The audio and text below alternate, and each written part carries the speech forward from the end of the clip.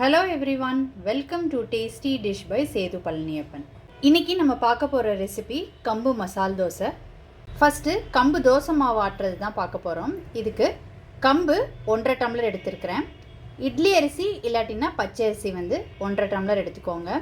இது ரெண்டும் சேர்த்து 3 டம்ளர்ன்றதுனால உளுந்து 1/2 டம்ளர் 100 கிராம் எடுத்துருக்குறேங்க. ஒரு அரை ஸ்பூன் வெந்தயம் சேர்த்துக்கிட்ருக்கேன்.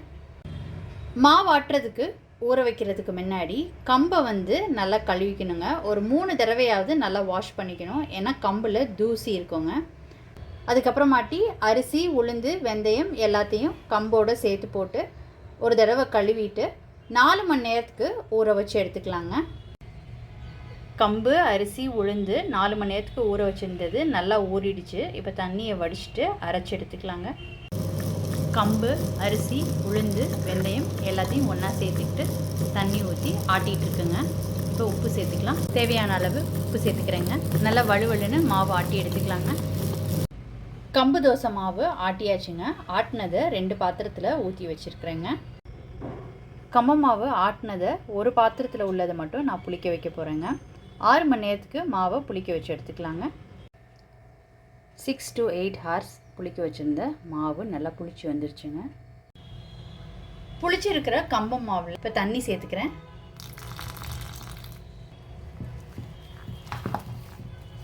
தோசை மாவு பக்குவத்துக்கு கரைச்சி எடுத்துக்கிட்டாச்சுங்க.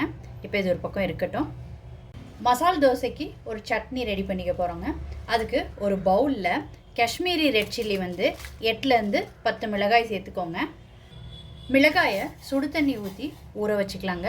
ஒரு 10 to 15 மினிட்ஸ் ஊறிட்டுருக்கட்டுங்க. இப்போ ஒரு ஜாரில் ஒரு பெரிய வெங்காயம் சேர்த்துக்கிறேன். பூண்டு ஒரு 10 பல் பூண்டு சேர்த்துக்கிறேன். ஊற வச்ச காஷ்மீரி ரெட் சில்லி, ஒரு கொத்து கருவேப்பிலை, அரை ஸ்பூன் ஜீரகம், ஒரு சொல புளி சேர்த்துக்கிறேங்க. இந்த சட்னிக்கு தேவையான அளவு உப்பு சேர்த்துக்கிறேன். இப்போ இது எல்லாத்தையும் சேர்த்துக்கிட்டு கிரைண்ட் பண்ணிக்கலாங்க. தண்ணி சேர்க்காம அரைச்சி எடுத்துக்கோங்க. இந்த மாதிரி அரைச்சி எடுத்துக்கிட்ட பிறகு கொஞ்சமாக தண்ணி சேர்த்துக்கிட்டு அரைச்சி எடுத்துக்கோங்க. இந்த மாதிரி அரைச்சி எடுத்துக்கிட்டாச்சுங்க. இதில் புளி சேர்த்தது நீங்கள் விருப்பப்பட்டால் சேர்த்துக்கோங்க. இந்த காரத்தை பேலன்ஸ் பண்ணுறதுக்காக தான் நான் புளி சேர்த்துருக்குறேங்க. வெங்காயம், பூண்டு எல்லாத்தோட காரத்தை பேலன்ஸ் பண்ணுறதுக்கு நீங்கள் விருப்பப்பட்டீங்கன்னா 1/4 ஸ்பூனுக்கு கம்மியாக வெந்தயம் தண்ணியில், சுடு தண்ணியில் மிளகாயோடு ஊற வச்சுட்டு அதையும் கூட இதோட சேர்த்துக்கலாங்க. இப்போ இது ஒரு பக்கம் இருக்கட்டும். மசால் தோசைக்கு மசால் ரெடி பண்ணிக்கலாங்க. அதுக்கு ஒரு கடாயில் எண்ணெய் விட்டுக்கிறேன். எண்ணெய் சூடானதுக்கப்புறம் இதில் கடலைப்பருப்பு, உளுந்தம்பருப்பு, ஜீரகம், கடுகு சேர்த்துக்கிறேங்க. இதெல்லாம் பொரிஞ்சதுக்கப்புறம் ஒரு பெரிய வெங்காயம் சேர்த்துக்கிறேன். காரத்துக்கு ஒரு பச்சை மிளகாய், ஒரு கொத்து கருவேப்பிலை, ஒரு 6-7 பல் பூண்டை ஃபைனாக சாப் பண்ணி சேர்த்துருக்குறேங்க. சின்ன துண்டு இஞ்சியை துருவிட்டு சேர்த்துக்கிறேங்க. வெங்காயம் நல்லா வதங்கட்டும். வெங்காயம் இந்த அளவுக்கு வதங்கினது போதுங்க. இப்போ இதில் உருளைக்கிழங்கு சேர்த்துக்கிறேங்க. 4 உருளைக்கிழங்கு மஞ்சத்தூள், உப்பு போட்டு வேக வச்சுருக்கிறேங்க. அதை மசிச்சு அதை சேர்த்துக்கிறேங்க. இது எல்லாத்தையும் கலந்து விட்டுக்கலாம். இதில் மஞ்சள் தூள் சேர்த்துக்கிறேங்க. தேவையான அளவு உப்பு சேர்த்துக்கலாங்க. உருளைக்கிழங்கு வேக வைக்கும் போது சேர்த்துருந்தேன், அதனால் பார்த்து சேர்த்துக்கோங்க.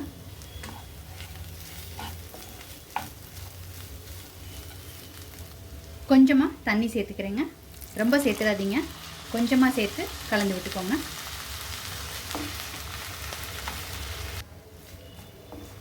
எல்லாம் சேர்த்து நல்லா கலந்து விட்டாச்சுங்க. இப்போ உள்ளே ஸ்டஃப் பண்ணுற மசால் ரெடி ஆயிடுச்சு. மல்லித்தழை தூவிட்டு இறக்கிடலாங்க. இப்போ தோசை ஊற்றிக்கலாங்க. எண்ணெய் இல்லாட்டினா நெய் விட்டுக்கலாம். மூடி போட்டு ஃபஸ்ட்டு குக் பண்ணிக்கலாங்க தோசையை. இப்போ தோசை குக் ஆகிடுச்சுங்க.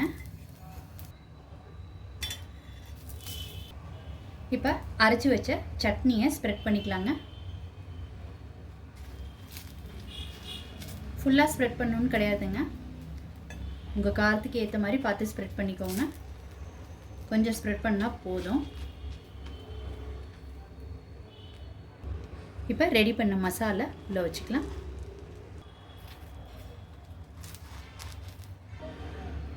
நீங்கள் நெய் விருப்பப்பட்டீங்கன்னா நெய் சேர்த்துக்கலாங்க, எண்ணெய்க்கு பதிலாக.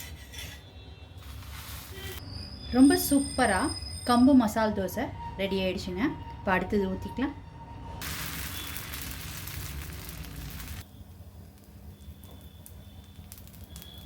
தோசை வெந்ததுக்கப்புறம் அடுப்பை சிம் பண்ணிவிட்டு அதுக்கப்புறமாட்டி இந்த மசால் இதெல்லாம் ஸ்ப்ரெட் பண்ணிக்கோங்க.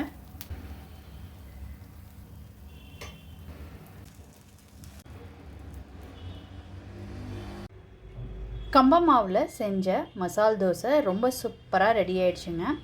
நீங்கள் இந்த ரெசிபி கண்டிப்பாக ட்ரை பண்ணி பாருங்கள். ட்ரை பண்ணிவிட்டு உங்களோட கமெண்ட்ஸை சொல்லுங்கள். உங்களுக்கு இந்த ரெசிபி பிடிச்சிருந்துச்சுன்னா லைக் அண்ட் ஷேர் பண்ணுங்கள் உங்கள் ஃபேமிலி அண்ட் ஃப்ரெண்ட்ஸ்க்கு. Tasty dish by Sethu Palaniappan சேனலை சப்ஸ்கிரைப் பண்ணுங்கள். நோட்டிஃபிகேஷன் பெல்லை கிளிக் பண்ணுங்கள் for more videos. Thanks for வாட்சிங்.